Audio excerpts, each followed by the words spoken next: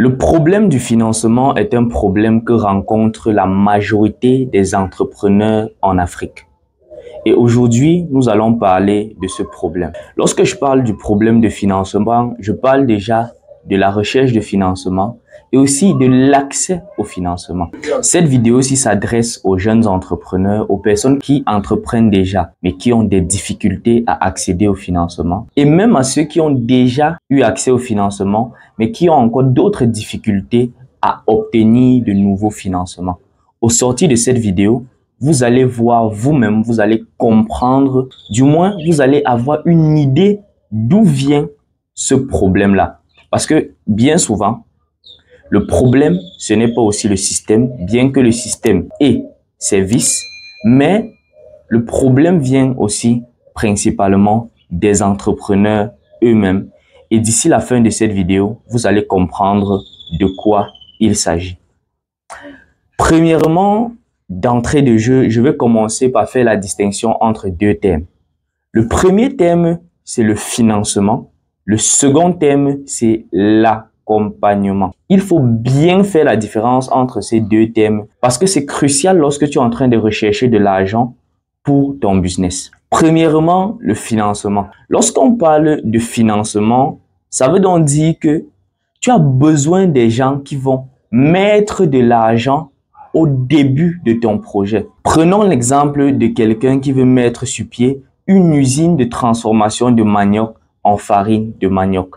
Tu as ton business plan avec toutes tes prévisions de production, de vente, toutes tes études de marché bien établies, mais tu as 0 francs pour lancer ton business. À ce moment-là, tu as besoin de financement. Pour toi, ce qu'il faut, c'est soit des business angels, ça veut dire des gens de la famille qui vont te donner un peu d'argent pour que tu puisses te lancer, peut-être une subvention de l'État, mais il y a quelque chose qu'il faut déjà oublier, c'est le prêt bancaire.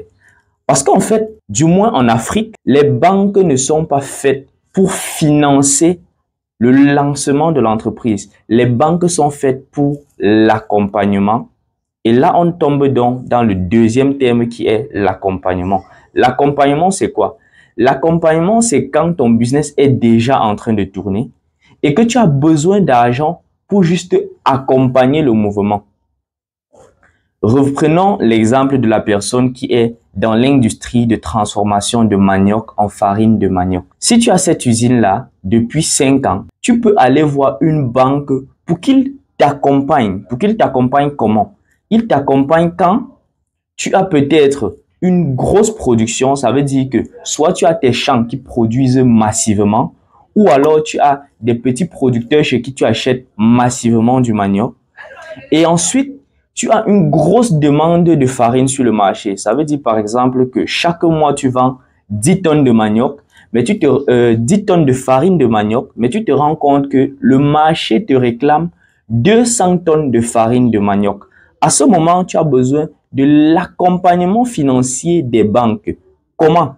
Tu vas te rapprocher de la banque et tu n'as pas besoin de l'argent pour lancer parce que tu as besoin de plus d'argent pour t'équiper et faire tourner plus vite ton cercle. Là, vous vous rendez compte que ce ne sont plus les mêmes choses qui sont demandées. Pour le financement, tu as besoin du business plan avec tout ce qui est prévision et tout. Et là, quelqu'un va étudier. Quand je dis quelqu'un, je parle de l'investisseur. C'est vrai qu'il y a les banques qui peuvent faire ce genre d'investissement, mais ces banques-là, on les appelle les banques d'investissement, qui est différente des banques commerciaux. Les banques qui sont commerciales, en fait, la majorité des banques en Afrique sont commerciales. Dans l'exemple du Cameroun, par exemple, toutes les banques sont commerciales. Ça veut dire que aucune banque n'a été mise sur pied en prenant en compte le fait qu'ils vont à un moment donné financer le décollage d'une entreprise. C'est trop risqué. Ils sont des banques commerciales dont ils cherchent leur profit en vendant de l'argent. Point. Donc, comme je disais, pour la première personne qui a besoin du financement, qu'est-ce qu'il fait? Il va donner les business plans avec les bilans prévisionnels, les comptes de résultats prévisionnels, tout ce qui est prévisionnel. Et à ce moment-là, l'investisseur qui peut être l'État, les business angels des investisseurs professionnels ou même des fonds d'investissement, ils vont analyser ces documents-là et vont mettre à sa disposition le financement nécessaire. Là, vous voyez qu'on a parlé de tout ce qui était prévisionnel. Ensuite, la personne qui a besoin d'un accompagnement, et là, on touche généralement aux grandes entreprises. C'est pour ça que les gens vont dire que les grandes entreprises ont toujours accès au financement. En fait, ils ne prennent pas un financement de départ, mais un accompagnement. Pourquoi? Parce que, en reprenant l'exemple du gars qui est dans l'usine de manioc, lorsqu'il va aller pour l'accompagnement, il ne présente plus son bilan prévisionnel, non. Il présente son bilan réel, son compte de résultats réel, et ensuite, il montre son évolution sur le marché et il montre le fait que, il démontre le fait que le marché réclame plus de ses produits. Lorsqu'il a démontré cela, la banque n'a aucun problème à mettre de l'argent parce que la banque sait que les clients attendent le produit, donc il est en train de prendre très peu de risques. Contrairement au moment de l'investissement ou au moment du financement du départ, où quand quelqu'un te finance au départ, que ce soit les banques d'investissement, ce qui n'existe pratiquement pas en Afrique, en tout cas pas au Cameroun, ou alors les subventions et tout, lorsqu'on te finance comme ça au départ, il y a des chances pour que le produit ne fonctionne pas. Mais lorsqu'on est en train de t'accompagner, comme ce que les banques font, eux, ils t'accompagnent quand ils savent que ton produit fonctionne déjà. Ça, c'est de 1. La distinction entre ces deux éléments-là doit déjà faire en sorte que les entrepreneurs ne vont plus se plaindre à la mauvaise personne pour le mauvais problème. Vient donc le problème le plus compliqué des entrepreneurs, c'est le fait qu'ils ne tiennent aucune comptabilité. En Afrique et surtout ici au Cameroun, beaucoup d'entrepreneurs se disent qu'ils n'ont pas besoin d'un comptable dans leur entreprise. Au mieux, à la fin du mois ou à la fin de l'année, ils vont transmettre quelques documents au cabinet comptable et leur demander de se débrouiller pour monter les états financiers nécessaires pour le paiement des impôts. C'est tout. En ce qui concerne un état financier réel, ça n'existe pas. Mais là, moi, je vais vous poser une question. Et je pense même que beaucoup d'entrepreneurs, qui soient africains, déjà ne comprennent même déjà plus de quoi est-ce que je suis en train de parler. Lorsque tu pars en banque, ou alors lorsque tu veux un accompagnement financier, je m'adresse actuellement à ceux qui ont déjà eu droit à un financement ou qui n'ont pas encore eu droit à un financement, qui souhaitent avoir un financement. Quand je parle de financement, je parle d'accompagnement. Donc, l'entreprise tourne déjà. Quand tu arrives à la banque va te demander, je veux tes trois derniers états financiers audités. Qu'est-ce que tu fais? Je pense que beaucoup d'entrepreneurs déjà ne comprennent plus de quoi est-ce que je suis en train de parler.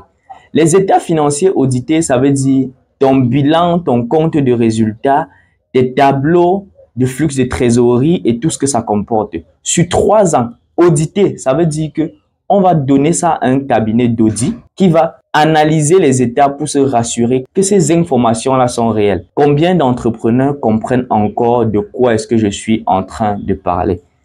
Et si tu ne comprends pas de quoi est-ce que je suis en train de parler, ça veut dire qu'il y a un énorme problème. Le problème, c'est toi. Parce que, en fait, lorsque tu vas aller voir la banque, imaginons que tu es dans la location des taxis, par exemple.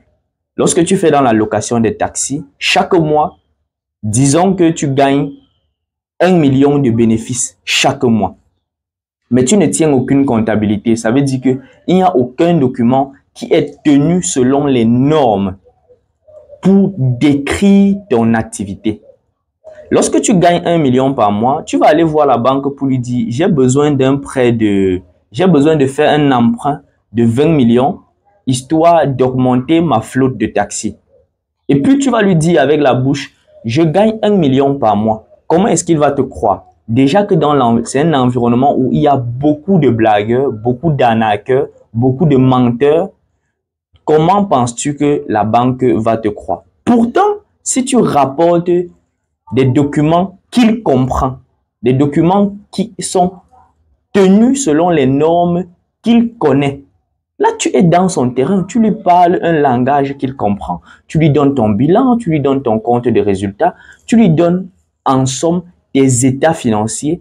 Il va analyser tes états financiers et ensuite lui-même va t'appeler pour te dire « Je pense qu'on peut te financer à hauteur de 30 millions, même comme tu avais besoin de 20 millions, parce que ceci, ceci, ceci. » Pourquoi? Parce que tu lui as donné les états financiers qu'il lit et qu'il comprend. Ce sont les états financiers que les institutions comprennent.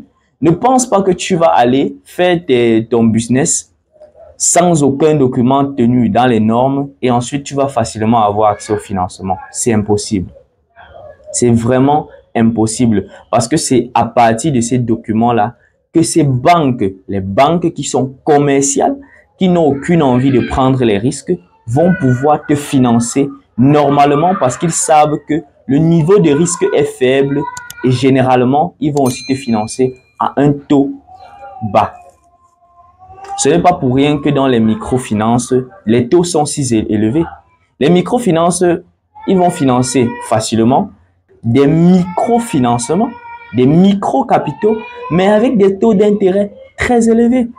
Pourquoi? Parce qu'ils prennent un gros risque. Vous ne leur apportez pas les documents qu'il faut. Vous ne leur apportez pas les garanties qu'il faut. Du coup, ils doivent compenser cette prise de risque par un taux d'intérêt élevé.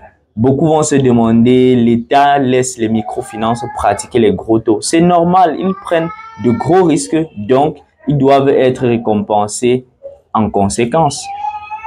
Là, je vais donc t'inviter, toi qui es entrepreneur et qui te plains du problème de financement, pose-toi la question. Est-ce que tu connais ce que c'est qu'un état financier? Si tu ne connais pas ce que c'est qu'un état financier, rapproche-toi des gens qui maîtrisent le domaine. Cherche un comptable, cherche un auditeur. Je ne sais pas moi trop.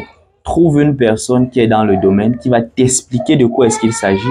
De cette façon, tu pourras mieux causer avec les banques.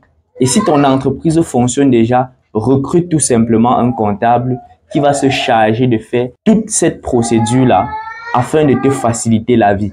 Parce que bien souvent, il y a des entreprises qui sont rentables, des petites entreprises qui sont prometteuses, mais ils n'ont pas accès au financement.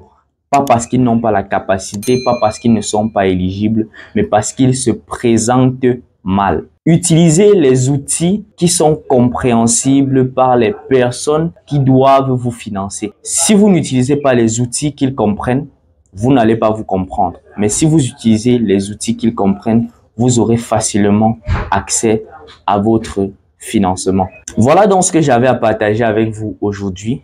C'est toujours un immense plaisir pour moi de faire ces vidéos. Donc, dis-moi en commentaire, est-ce que tu es d'accord avec ce que j'ai dit? Est-ce que tu penses qu'il y a des choses qu'on devrait ajouter, des choses que les entrepreneurs devraient encore connaître, qui devraient donc les aider à accéder plus facilement au financement? Laisse-moi ton avis en commentaire. Est-ce qu'il y a des choses que j'ai dites dont tu n'es pas d'accord?